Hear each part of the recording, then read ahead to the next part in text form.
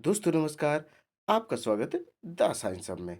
आप लोग देख रहे हैं साइंस की स्पेशल सीरीज 105। यह इंपॉर्टेंट है रेलवे ग्रुप डी के लिए, जिसकी एग्जाम की डेट 17 अगस्त आ चुकी है। अर्थात 17 अगस्त 2022 से इसके एग्जाम स्टार्ट हो जाएंगे। यह इंपॉर्टेंट है पीएचडी, टेस्टी, सुपर टेट, टेट और ऐसे एग्जाम्स जिसमें साइंस आती है। ये सभी के लिए इम्पॉर्टेंट है। इस सीरीज की यह विशेषता है कि जितने भी क्वेश्चंस करवाए जा रहे हैं सारे के सारे पहले एग्जाम्स में आए हुए ही क्वेश्चन हैं। आइए दोस्तों स्टार्ट करते हैं क्वेश्चन नंबर 51 से। देखिए क्या है। मिट्टी के बने घड़े में भरा जल ठंडा हो जाता है क्योंकि मिट्टी का घड़ा होता है, उसमें पानी रखा जाता है तो वह ठंडा हो जाता है। क्यों ठंडा हो जाता है? ऑप्शन ए, मिट्टी के घड़े की ऊष्मा धारिता अधिक होती है। ऑप्शन बी, मिट्टी का घड़ा ऊष्मा का अच्छा विकिरक होता है। ऑप्शन सी, घड़े के छिद्रों से जल बाहर आकर वाष्पित होता है। ऑप्शन डी, घड़ा जल की ऊष्मा को अपने में सोख लेता है। बताइए डियर स्टूडेंट्स, इस क्वेश्चन का करेक्ट आंसर क्या हो जाएगा? देखिए, मिट्टी के बने घड़े में भरा जो जल ठंडा हो जाता है क्योंकि घड़े के छिद्रों से जल बाहर आकर वाष्पित होता है। कैसे? घड़े के छिद्रों से जल बाहर आकर वाष्पित होता है। अर्थात इस क्वेश्चन का करेक्ट आंसर हो जाएगा ऑप्शन सी। आइए डियर स्टूडेंट्स, अब देखते हैं नेक्स्ट क्वेश्चन।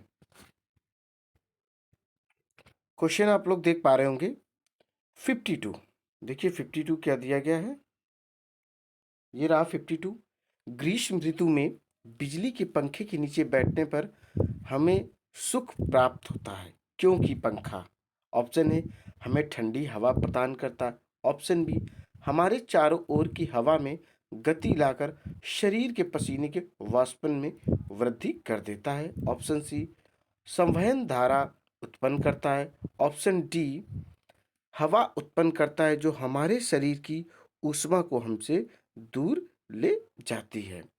बताइए डियर स्टूडेंट्स, क्या होता है जब गर्मी के मौसम में आप लोग पंखे के नीचे बैठते हैं तो कैसा फील होता है? देखिए, ग्रीष्म ऋतु में बिजली के पंखे के नीचे बैठने पर हमें सुख प्राप्त होता है क्योंकि पंखा हमारे चारों ओर की हवा में गति लाकर शरीर के पसीने के वाष्पन में वृद्धि कर देता है। अर्थात इस क्वेश्चन का करेक्ट आंसर हो जाएगा ऑप्शन बी। अब क्वेश्चन देखेंगे हम लोग 53। देखिए 53 क्या है। हमें अधिकतम पसीना तब आता है जब वायु का, ऑप्शन ए, तापमान अधिक हो और वह शुष्क हो। ऑप्शन बी, तापमान अधिक हो और वह आर्द्र हो।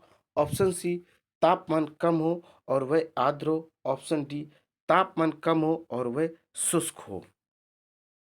बताइए डियर स्टूडेंट्स, आपको पसीना सबसे अधिक कब आता है? थोड़ा सा सोचिए और जवाब देने की कोशिश करें। बहुत ही सिंपल क्वेश्चन है और गर्मी के मौसम में पसीना बहुत आता है। देखिए, हमें अधिकतम पसीना तब आता है जब वायु का तापमान अधिक हो और वह आर्द्र हो। कैसी हो?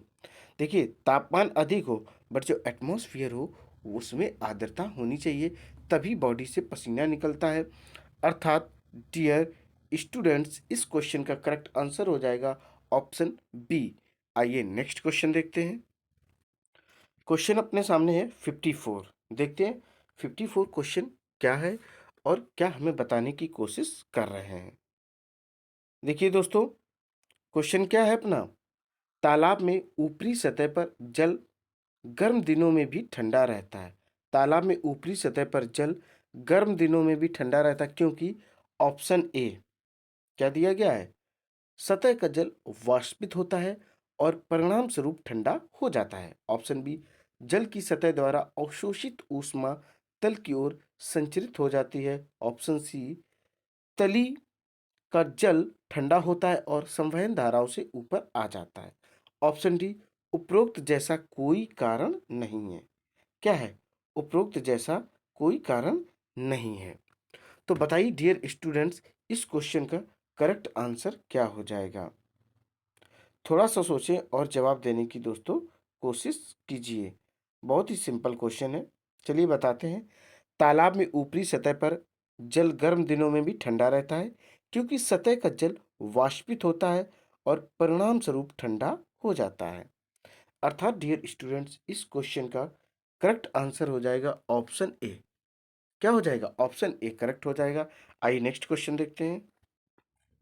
अब क्वेश्चन अपने सामने क्या है? 55 है। वायुमंडल द्वारा ग्रहण जल वाष्प की मात्रा वायु के ताप ऑप्शन ए पर निर्भर नहीं होती है, ऑप्शन बी में वृद्धि के साथ बढ़ सकती है, ऑप्शन सी में वृद्धि के साथ कम हो जाती है, ऑप्शन डी में वृद्धि के साथ घटती बढ़ती रहती है। तो बताइए वायुमंडल द्वारा ग्रहण जल वाष्प की मात्रा वायु के ताप पर क्या करती है? देखिए, वायुमंडल द्वारा ग्रहण जल वाष्प की मात्रा वायु के ताप में वृद्धि के साथ बढ़ सकती है। तो इस क्वेश्चन का करेक्ट आंसर हो जाएगा ऑप्शन बी।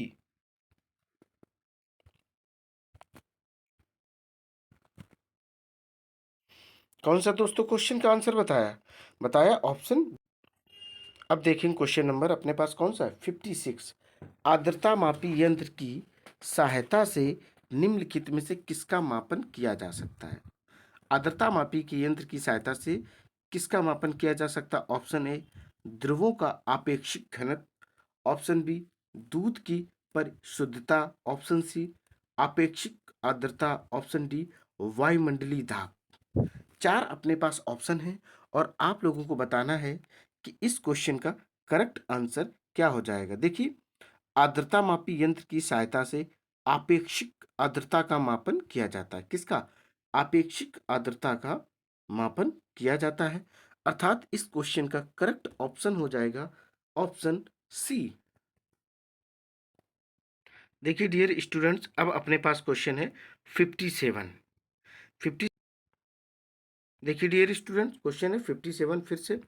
जल का क्वथनांक क्या है? ऑप्शन ए सदैव ही 100 सेल्सियस पर है, ऑप्शन बी वायुमंडलीय दाब पर निर्भर होता है, ऑप्शन सी जिस बर्तन में जल भरा होता है उसके पदार्थ पर निर्भर करता है, ऑप्शन डी आपेक्षिक आर्द्रता पर निर्भर करता है। तो बताइए इस क्वेश्चन का करेक्ट आंसर क्या हो जाएगा? देखिए, जल का जो क्वथनांक है वह वायुमंडलीय दाब पर निर्भर करता है।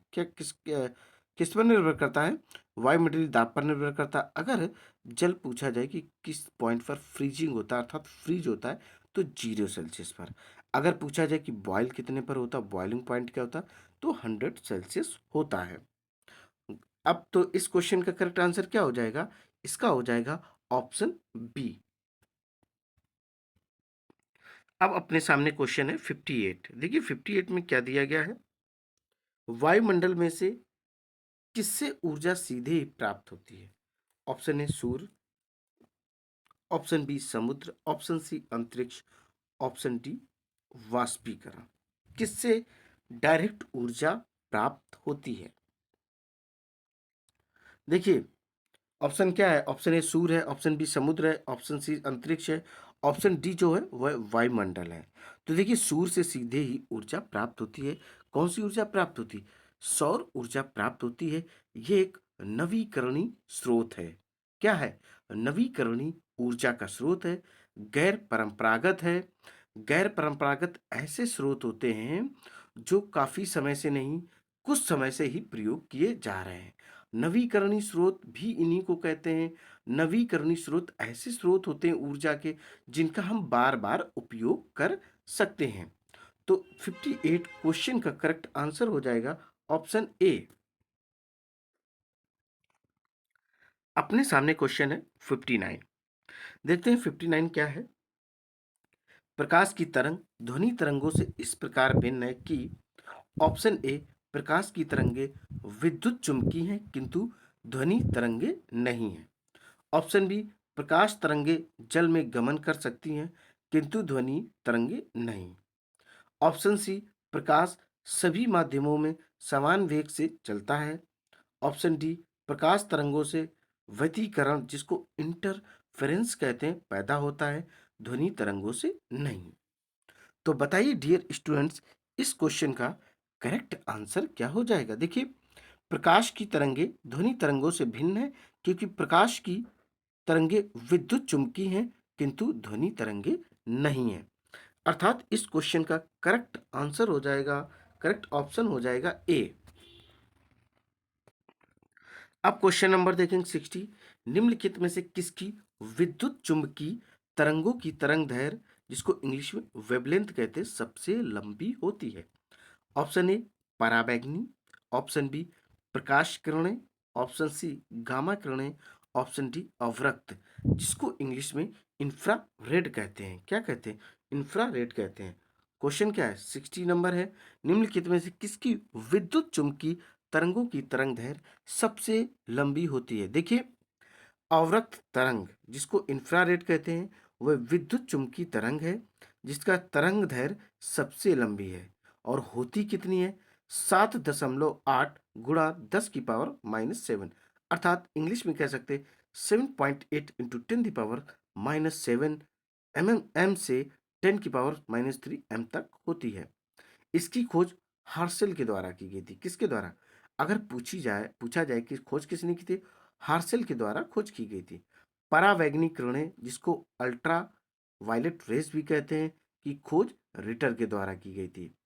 परावैंगनिक किरणों की खोज रिटर के द्वारा की गई थी और इसका तरंग दैर्घ्य कितना होता है? 10⁻⁻8 एम से 10⁻⁻7 एम तक होती है। कितनी होती है? जैसा कि मैंने आपको बताया।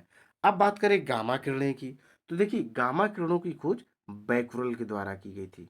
गामा किरणें बैक्यूरेल के द्वारा खोज की गई थी और तरंग दैर्घ्य कितनी होती? 10⁻⁻14 एम से 10⁻⁻10 एम तक होती है। प्रकाश एक प्रकार का ऊर्जा है जिसके गमन के लिए माध्यम की आवश्यकता नहीं होती है। इस बात को आप लोग याद रखिएगा कि प्रकाश को चलने के लिए किसी भी माध्यम की जरूरत नहीं होती, बट ध्वनि को चलने के लिए आवश्यकता होती माध्यम की। इसलिए ध्वनि निर्वात में गमन नहीं करती है।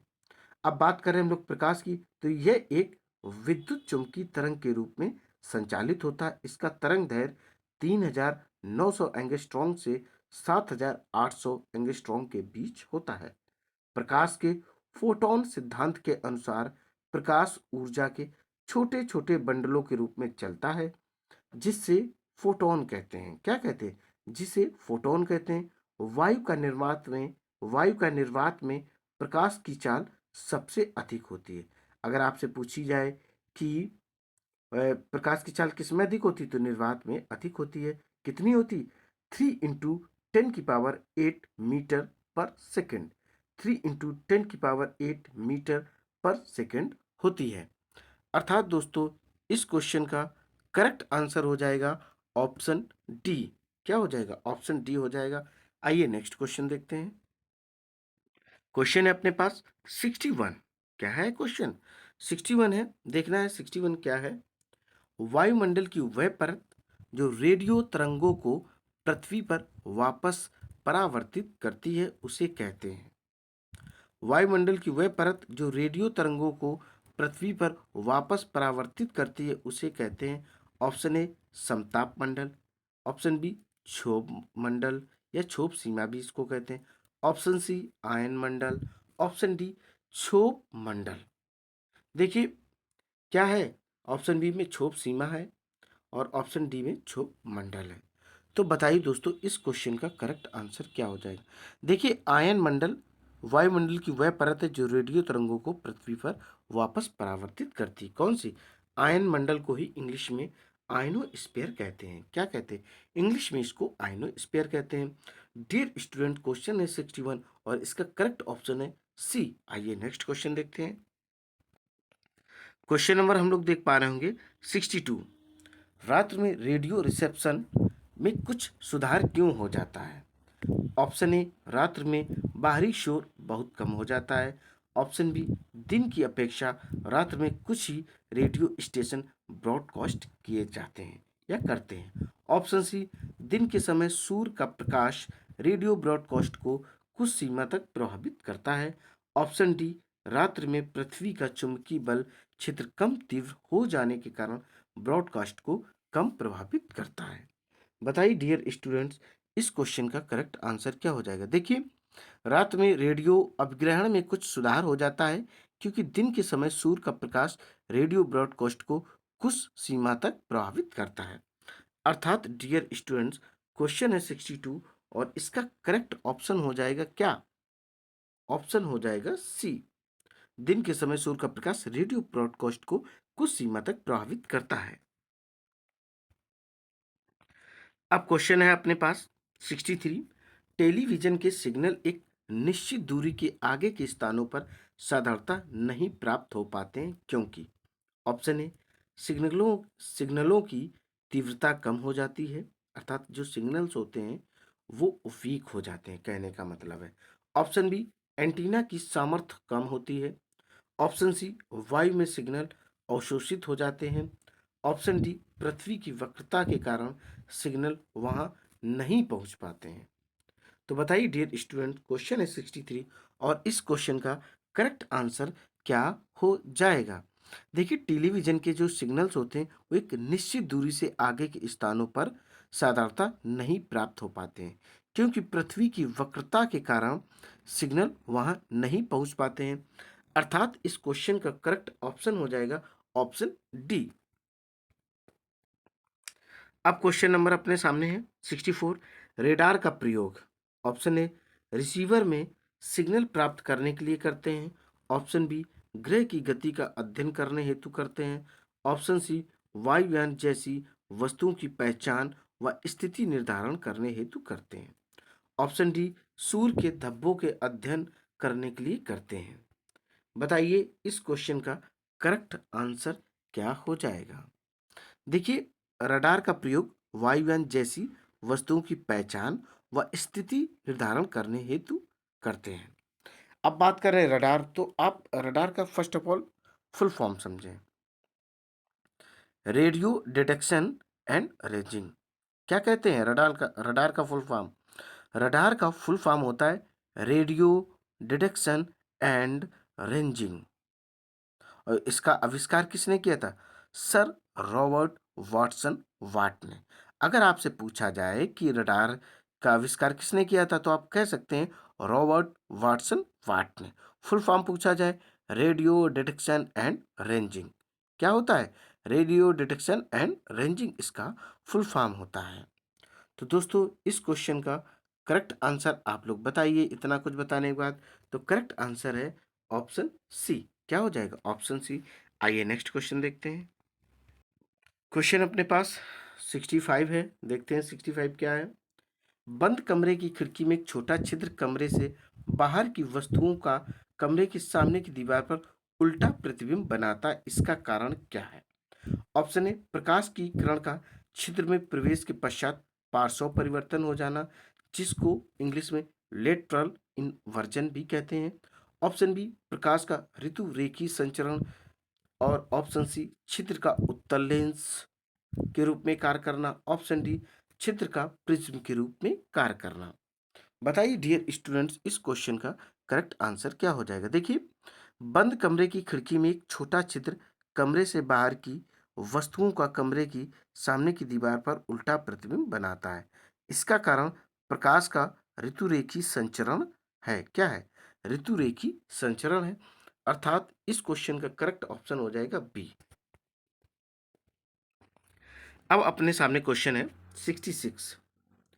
पूर्ण सूर्य ग्रहण में सूर्य का कौन सा भाग दिखाई देता है? जब पूरा सूर्य ग्रहण होता है तो कौन सा भाग दिखाई देता है?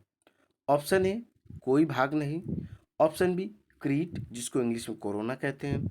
ऑप्शन सी, वर्णमंडल जिसको क्रोमोस्फेयर कहते हैं। ऑप्शन डी, प्रकाश मंडल जिसको फोटोस्फेयर कहते हैं। तो बताइए डियर स्टूडेंट्स, कौन सा भाग दिखाई देता है?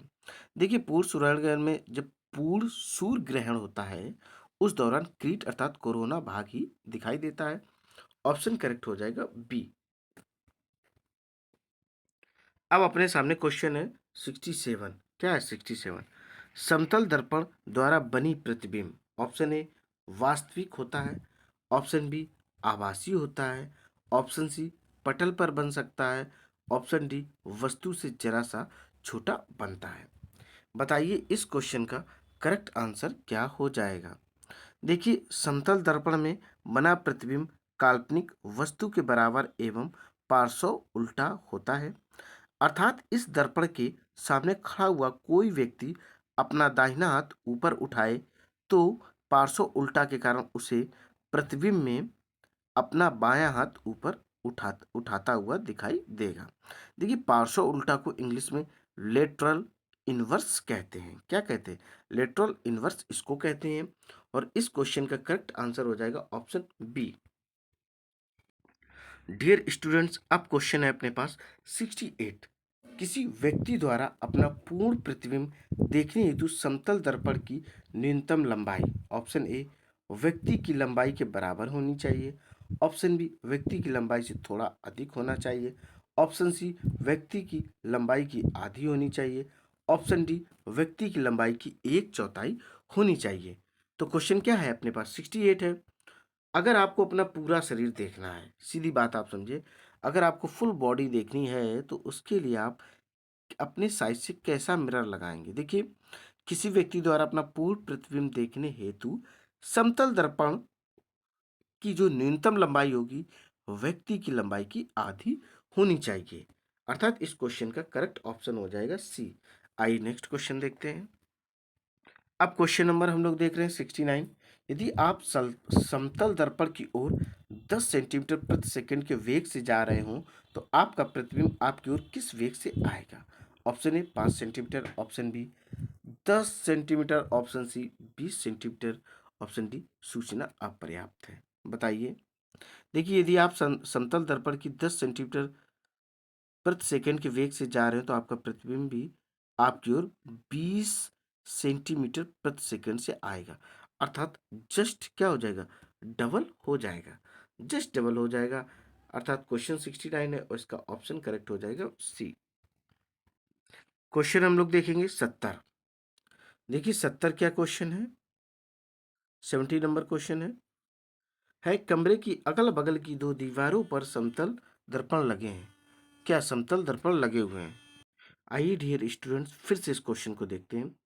70 नंबर को, कमरे की अगल बगल की दो दीवारों पर समतल दर्पण लगे हैं और आप कमरे में हो तो आपको दिखाई देने वाले प्रतिबिंबों की संख्या क्या होगी? ऑप्शन ए 2 होगी, ऑप्शन बी 3 होगी, ऑप्शन सी 4 होगी, ऑप्शन डी अनगिनत होगी।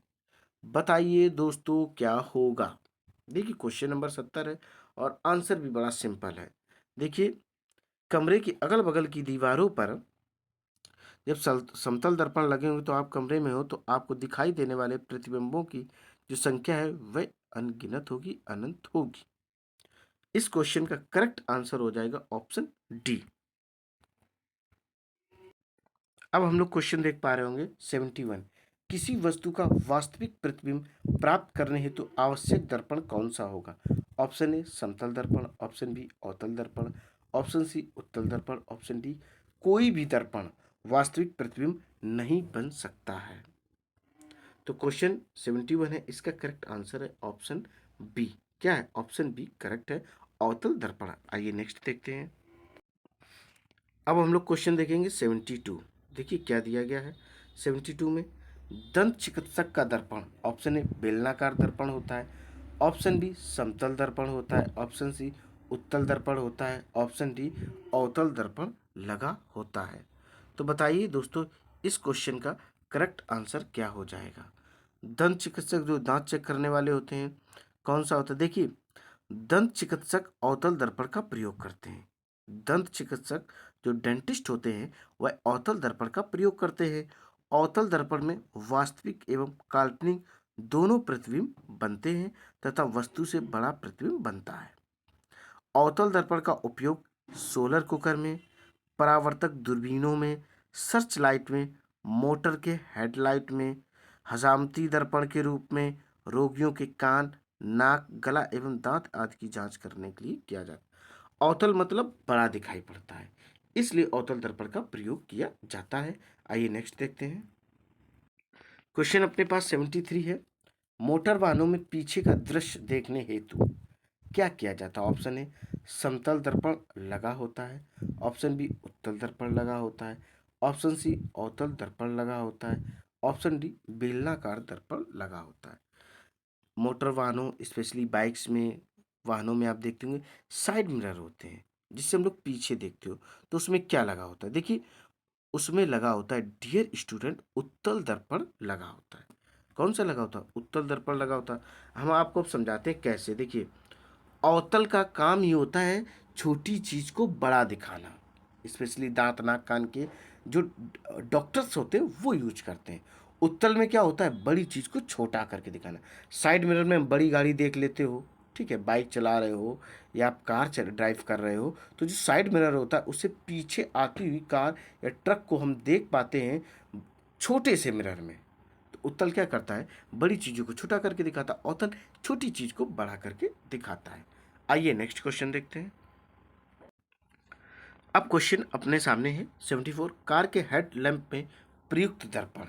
जो कार के हेड लैंप में कौन सा दर्पण का प्रयोग किया जाता है? ऑप्शन है समतल दर्पण होता है, ऑप्शन बी गोली दर्पण लगा होता है, ऑप्शन सी गोली अवतल दर्पण लगा होता है, ऑप्शन डी परवलयिक जिसको पैराबोलिक कहते हैं अवतल दर्पण लगा होता है। तो क्वेश्चन है ये अपना 74 और इस क्वेश्चन का करेक्ट आंसर क्या हो जाएगा? देखिए, कार के हेडलैम्प पे प्रयुक्त दर्पण परवलयिक जिसको पैराबोलिक अवतल दर्पण लगा होता है। ऑप्शन डी करेक्ट हो जाएगा। आइए देखते हैं नेक्स्ट क्वेश्चन है अपने पास 75। क्वेश्चन कौन सा है डियर स्टूडेंट? 75 है, देखते हैं पढ़ते हैं क्या है। जल में आंशिक रूप से तिरछी डूबी पेंसिल का डूबा भाग, ऑप्शन ए तली की ओर मुड़ा हुआ प्रतीत होता है, ऑप्शन बी जल की सतह की ओर मुड़ा प्रतीत होता है, ऑप्शन सी टेढ़ा मेढ़ा बुड़ा प्रतीत होता है, ऑप्शन डी नीचे की ओर वक्र दिखाई पड़ता है। तो बताइए डियर स्टूडेंट इस क्वेश्चन का करेक्ट आंसर क्या हो जाएगा?